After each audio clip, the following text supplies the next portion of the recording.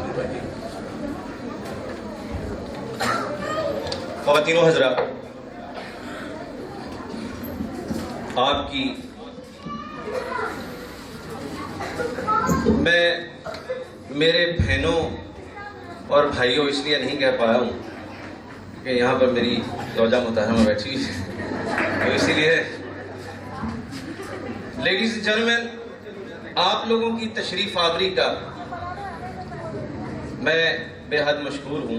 आप यकीन जानिए कि आज के इस दौर में बड़ा मुश्किल हो गया है इस जैसे सेमिनार्स के लिए वक्त निकालना। ख़ास तौर पे शादियों ब्याहों पे जाना हमारी मजबूरी है, लेकिन ये हमारी दिलचस्पी है। तो आप लोगों ने जिस दिलचस्पी का मुजाहरा किया है, आप यकीन मानिए मेरे पास अल्फाज नहीं है कि मैं आप लोगों का शुक्र अदा करूं। ये जो दो टॉपिक्स हैं, इनका ख्याल कैसे आया, थोड़ी सी इसकी बैकग्राउंड, और उसके बाद फिर इंशाल्लाह इस टॉपिक के ऊपर ये ADHD और फाइनेंशियल एजुकेशन, ये दोनों के दोनों टॉपिक्स, ये जो ADHD है ये मेडिकल का टॉपिक है, ये स्कूल के उस्ताद के लिए टॉपिक नहीं है। पहली बात तो ये है, ये दुनिया के जो बड़े बड़े साइकोलॉजिस्ट हैं, साइकेट्रिस्ट हैं, वो लोग इस लफ्ज से बखूबी आगाह है कि ये ADHD है क्या। फाइनेंशियल एजुकेशन जो है, जैसे रुपए पैसे की तालीम, ये किसी फिनांस वाले बंदे का काम है, कॉमर्स वाले बंदे का काम है, एक उस्ताद का काम नहीं।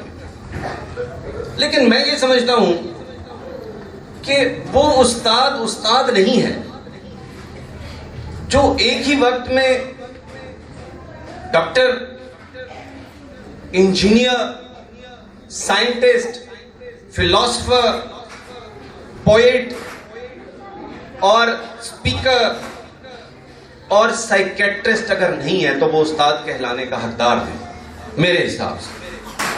तो जितनी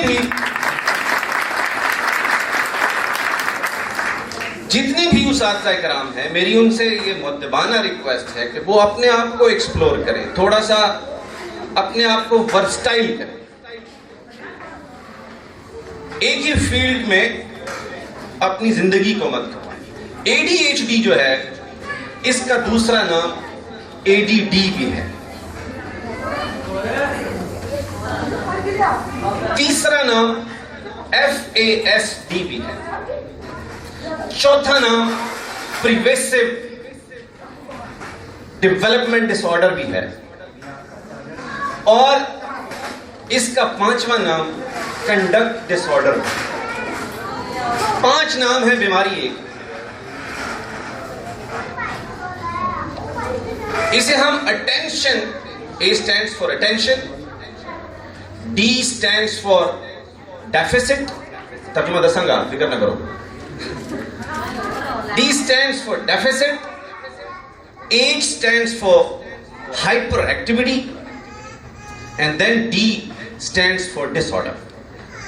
ये बनता है attention deficit hyperactivity disorder।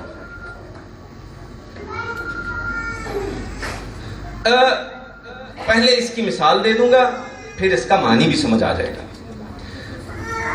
आप लोगों के घरों में जो बच्चे हैं, आपको उनसे अक्सर ये शिकायत होती है कि बच्चा किसी काम में तवज्जो नहीं दे रहा। ठीक है, तवज्जो नहीं दे रहा, ये उसकी अटेंशन डेफिशिएंसी। किसी भी काम के अंदर एक बच्चा जो है वो दिल से तवज्जो ही नहीं दे रहा, ये उसकी अटेंशन डेफिशिएंसी है, और बहुत ज्यादा अटकेलियां करता है, भागता है, शरारती है, कभी कोठे दे, कभी थले, कभी गुड़ियां उड़ाता है, कभी कुछ करता है। मतलब उसको अपने नर्व्स के ऊपर कंट्रोल नहीं है, वो बहुत ज्यादा हाइपर एक्टिविटी में इन्वॉल्व हो गया हुआ है। वो बहुत ज्यादा खिलंडरा है, वो बहुत ज्यादा आउट ऑफ कंट्रोल है। वो अगर किसी बच्चे के हाथ में टॉफियां देखता है तो चरूठा मार के वो गया। यस, दैट्स सीधा सो। वो अगर किसी के पास कोई अच्छी चीज देखता है तो वो उससे स्नैच कर लेता है। ये उसकी हाइपर एक्टिविटी है। उसको अपने आप और अपने इंपल्सेस के ऊपर पूरी तरह से कंट्रोल नहीं। और हम उसको सिर्फ एक ही नाम देते हैं कि बच्चा बहुत शरारती है, बच्चा सुनता नहीं है, बच्चा तवज्जो नहीं देता है, और बच्चा बहुत ज्यादा आउट ऑफ कंट्रोल हरकतें कर रहा है। ये है ADHD। मेरा नहीं ख्याल कि कोई घर बचा होवे इस ADHD।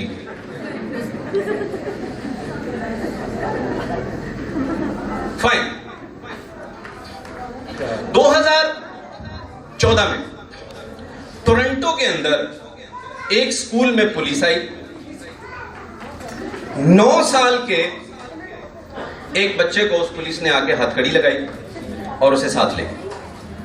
उस बच्चे ने क्लास टीचर के साथ बदतमीजी की, बहुत ऊंची ऊंची आवाज में उसने गालियां दी, लड़कों के साथ वो लड़ा। उसको पकड़ के उन्होंने एक अलहदा कमरे में बंद कर दिया। पुलिस को कॉल किया, पुलिस आई और एक 9 साल के बच्चे को हथकड़ी लगाई। 2014 के बाद मुख्तलिफ टेलीविजन के ऊपर ये डिबेट शुरू हो गई, ये बहस मुबाहिसा शुरू हो गया कि यार 9 साल के एक बच्चे को हथकड़ी लगा दी गई और वो भी पुलिस ने। जुल्म है ये तो। लेकिन पुलिस ने तो वही करना था जो उसका हक था, जो उसकी ड्यूटी थी। प्रॉब्लम क्या थी कि स्कूल जो है बच्चे के उस बिहेवियर को समझने से कासिर था। स्कूल जो था वो बच्चे के इस तरह से हाइपर एक्टिव होने से टोटली तौर पर बेखबर था। आपको लगता है स्कूल आपके बच्चों की जिंदगियां बना रहे हैं? खुदा के लिए इस सोच को छोड़ दें। खुद जागे। सुत्ता है ते जाग बंदिया गाफला। आपको जगाने के लिए ये सेमिनार का सुत्ता है ते जाग बंदिया गाफला। उठ हो तैयार, चलिया काफिला।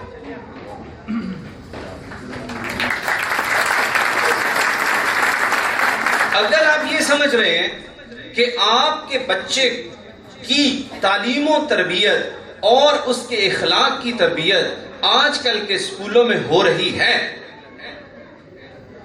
अमेरिका वाले रोंडा ने तुसी की शायद पूरी दुनिया के अंदर इस वक्त ADHD के जो शिकार होने वाले बच्चे हैं उसमें से 20 मिलियन के करीब सिर्फ और सिर्फ अमेरिका में है। More than 20,000 they are in Canada. पूरी दुनिया के अंदर ADHD के बच्चों की तादाद बहुत ज्यादा बढ़ रही है। बच्चे इंपल्स को कंट्रोल नहीं कर पा रहे हैं, वो आउट ऑफ कंट्रोल हो रहे हैं, अटेंशन नहीं दे पा रहे हैं, फोकस उनका नहीं हो रहा। एक काम को करने शुरू करते हैं, उसे आधा छोड़कर अगले काम की तरफ स्विच कर जाते हैं। और इस ADHD की, अभी उधर आता हूं, वो जो पुलिस ने पकड़ा था उसको सब्र करना मैं भूलिया नहीं।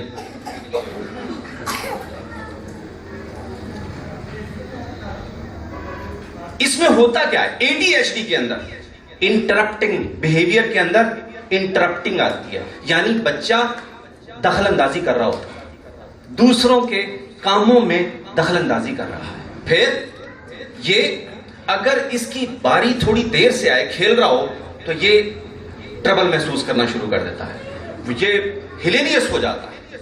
और फिर फिजेटिंग, बेचैनी, बेआरामी उसकी एक कैफियत बन जाती है और खामोशी के साथ ये खेल नहीं पाता, ये घर को सर पे उठा लेता है। ये भी रवैया आप लोग नोट कर चुके हुए हैं। और अनफिनिश्ड टास्क जो है ये परफॉर्म करता है। एक काम को शुरू करता है, उसे वहीं छोड़ता है, फिर अगले काम पे चला जाता है, उसको वहीं छोड़ता है, फिर आगे चला जाता है। तो ये ADHD की अलामात है। और लैक ऑफ फोकस जो है इसमें सबसे बड़ी अलामत है। इसका फोकस नहीं हो पाता। मेरे पास आके ये प्रॉब्लम्स लेकर आती हैं कि बच्चा किताब लेकर सामने बैठा हुआ है, 4-4 घंटे पढ़ रहा है, लेकिन उसे याद कुछ नहीं हो रहा, because focus is somewhere else. उसका फोकस कहीं और जा चुका हो, वो कोशिश भी करता है तो उसका फोकस वापस नहीं आता। प्रॉब्लम नहीं है क्या ये आपके बच्चों को? दसो हाँ। और listen to me very carefully, ये जो ADHD है, attention deficit hyperactivity disorder, ये सिर्फ बच्चों में नहीं है, आपकी इतला के लिए अर्ज है कि ये बड़े लोगों में भी मौजूद है। यहां पर जितने लोग बैठे हुए हैं, जितने भी लोग बैठे हुए हैं, मेरा नहीं ख्याल कि अगर हम अपना प्रॉपर मुआयना करवाएं और चेकअप करवाएं तो यकीनन 20-30% बंदे ADHD का शिकार होंगे। उसकी रीजन ये है कि हम खुद अपने फोकस को मेंटेन नहीं कर पाते, हम खुद हाइपर एक्टिव हो जाते हैं, बच्चों के साथ हमारा रवैया जो है वो बड़ा अजीब हो जाता है। तो इस ADHD को कंट्रोल करने के लिए पिछली सदी में अमेरिका के अंदर 2 तरीके अडॉप्ट किए गए। कितने? 2। मेरा साथ दें, सोना नहीं ना, मैं साउंड भी नहीं देना। अमेरिका में 2 तरीके ADHD को, हमारे यहां तो पता ही नहीं है ना कि ये ADHD है क्या, बीमारी लगी सानू, पर सानू ये नहीं पता कि ਇਹਦਾ हल की है, सानू ये भी नहीं पता कि ये लगी किथों। ये तो वो एडवांस कंट्रीज जो हैं, जैसे अमेरिका है, जापान है, कनाडा है, यूरोपियन कंट्रीज हैं, वहां पर लोग इस पे रिसर्च कर रहे हैं कि बच्चों का ये जो बिहेवियर है इस तरह से क्यों हो रहा है, और वो इस नतीजे पर पहुंचे हैं कि ये एक बीमारी है, ADHD, attention deficit hyperactivity disorder. हमें तो पता ही नहीं है कि ये शय क्या है, हमें ये जरूर पता है कि ये पता नहीं केड़ी शय है, बच्चा सारा इतना ही पता है हमें कि अल्लाह जाने की इन जिन चंबड़ दिया है। ये नहीं पता हमें कि इसको क्या है, बट हम ये कह रहे हैं कि अल्लाह जाने कि ये कहां से, ये साढ़े घर पता नहीं कितों पैदा हो, यही कहते हैं मोस्टली। अच्छा, अमेरिका में 2 तरीकाकार इस्तेमाल किए गए। एक था बिहेवियरल अप्रोच। उन्होंने कहा कि असल में ये बच्चे के बिहेवियर का मसला है, उसके रवैये का प्रॉब्लम है, तो इसके रवैये को ठीक किया जाए। और रवैये को ठीक करने के 2 तरीके हैं। एक ये है कि अगर रवैया अच्छा है तो उन्हें टाफियां दे दो, अगर रवैया बुरा है तो उन्हें कंड ते सोटे मार या बावां थे। समझ रहे? अगर रवैया अच्छा है तो उसे रिवॉर्ड करो, और अगर रवैया बुरा है तो उसको सजा दे दो। लेकिन ये जो अप्रोच इस्तेमाल की गई, मुझे बताएं इससे बीमारी खत्म हुई कि उसकी अलामात खत्म हुई? बोलो सही। और भाई उसकी अलामात खत्म हुई। ये इलाज सिर्फ बच्चे के रवैये की अलामात का हल था कि बच्चा शरारत नहीं करेगा, उसको पता है उस फैंटी पे आ जानी है। हमने उसकी अलामत को कंट्रोल किया, उसकी सिम्टम्स को कंट्रोल किया, हमने बीमारी को जड़ से नहीं पकड़ा। तो इससे क्या हुआ? बच्चे के मिजाज के ऊपर क्या तब्दीली हुई हमने नहीं सोचा। बहरहाल ये टेक्निक जो है वो with the passage of time इस्तेमाल होना बंद हो गई। बिहेवियरल अप्रोच जो है वो रिजेक्ट कर दी गई। दूसरा इसका तरीका आया मेडिसिन, दवाइयां। डॉक्टरों के पास बच्चों को लेकर गए मां बाप और उन्होंने मेडिसिन रिकमेंड कर दी कि बच्चा जड़ा शरारता नहीं करेगा, बच्चा रौला नहीं पाएगा, बच्चा फोकस नाल अपनी पढ़ाई पढ़ेगा।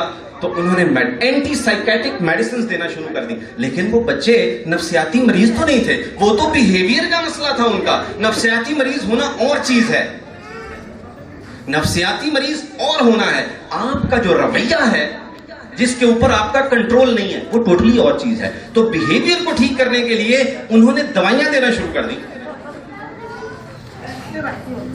तो उससे क्या हुआ? साइड इफेक्ट्स आना शुरू हो गए। जब मुझे एक बीमारी नहीं है और मैं उस बीमारी के लिए दवाइयां खा रहा हूं तो क्या होगा? उसके साइड इफेक्ट्स आएंगे, उसके मुज़र असरात आना शुरू हो जाएंगे। और क्या आया साइड इफेक्ट्स में? ओबेसिटी आ गई, मोटापा आ गया, हार्ट डिजीजेज आ गई, दिल की बीमारियां आ गई, डिप्रेशन आ गई, बहुत सारी और चीजें इसमें, हाइपर, बच्चे और ज्यादा कुछ होना शुरू हो गए। तो ये दवाइयों का जो तजर्बा था ये भी पूरी तरह से नहीं चल सका। इस वक्त तकरीबन जितने भी ADHD के बच्चे हैं, more than 20% anti psychiatric medicine के ऊपर चल रहे हैं। वैसे एक बात मैं आपको बता दूं, जो आज मेथड आपको ADHD के हल के लिए बताने जा रहा हूं, अगर वो आप अडॉप्ट ना कर सके तो अपने बच्चे ਨੂੰ ਜਿਹੜਾ बहुत शरारती होवे, ਜਿਹੜਾ ਘੱਟ फोकस वाला होवे, ਉਹਨੂੰ उठा के तो तुसी किसी अच्छे जे साइकेट्रिस्ट ਦੇ ਕੋਲ ਲੈ जाना, वो मेडिसिन आपको रिकमेंड कर देगा, बच्चा आपका 5-7 दिन में ठीक हो जाएगा। ये आप पे डिपेंड करता है कि अगर आप उसको मेडिसिन से क्योर करना चाहते हैं या उसको बिहेवियर ट्रीटमेंट से ठीक करना चाहते हैं, मार के कुट के। साडे कोल तो इको ही हल है जेड़ा सीखिया बचपन का। भाई बचपन में हमने यही सीखा कि जब हमने कोई शरारत की सानू फैंटी पै गई। हमने तय कर लिया कि जब साडे बच्चे भी इंज करेंगे असी फैंटी किसी फैंटा चढ़ा। वैसे ही हो रहा है। यस। और अल्लाह भला करे आजकल के हमारे उस्तादा का, उन्होंने भी आख्या भी जिमें असी पढ़ांगे, जिमें असी पढ़े हैं उमें असी पढ़ावांगे। देयर इज नो इनोवेशन, कोई नया तरीका ही नहीं है। वो यार ये ADHD हमारी इस नई नस्ल को खाए जा रहा है। ये इस कदर हमारी नस्लों के अंदर घुस चुका हुआ है, हमारा फोकस इस हद तक गिर चुका हुआ है, हम किसी चीज के ऊपर तवज्जो नहीं कर पा रहे हैं, हम अपनी एक्टिविटीज को सही तरह से काबू में नहीं रख पा रहे हैं। तो इसका कोई तो हल होना चाहिए था ना। 2 हल निकाले गए, एक बिहेवियर और दूसरा मेडिसिन। याद रखें,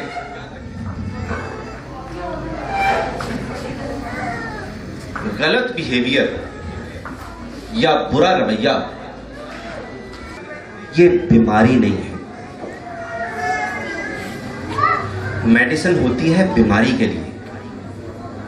ये जो ADHD है ये बीमारी नहीं है, बल्कि ये